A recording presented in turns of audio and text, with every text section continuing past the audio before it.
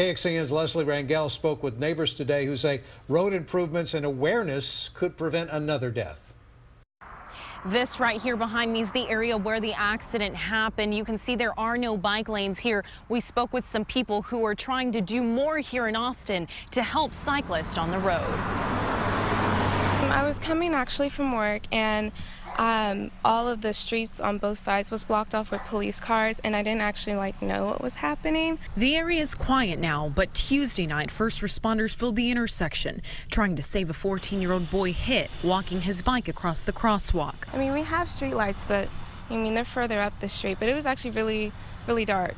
Police aren't saying much about the case or if the teen was wearing reflective gear or a light, but cycling advocates say deaths can be prevented. This is absolutely our worst nightmare. In the last month, there have now been 3 kids killed in Austin traffic.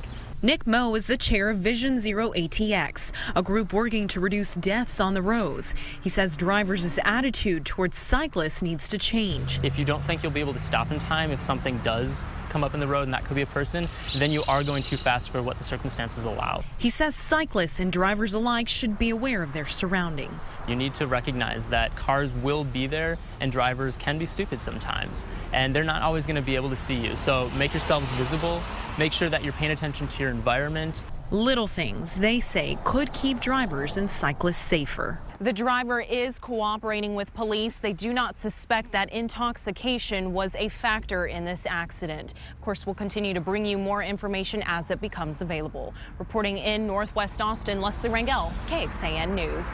The medical examiner's office has not released the identity of that teenager. As we mentioned, this is the 3rd crash that killed a child walking or biking on Austin streets in the last month. On May 13th, a 5-year-old boy was hit and killed on Galt Street in North Austin. Police have not filed any charges because the driver stopped at that scene and was traveling below the speed limit. But 10 days later, a 3-year-old was hit and killed crossing Cameron Road in East Austin with his family. Police charged that driver last week with failure to stop and render aid. We checked to see if deadly crashes are tracking higher this year. Austin police records show there have been 27 traffic-related deaths in the first 5 months of 2016. But at this time last year, there were even more deadly crashes, 36 in total. And last year was the deadliest year on record on Austin streets. More than 100 people were killed.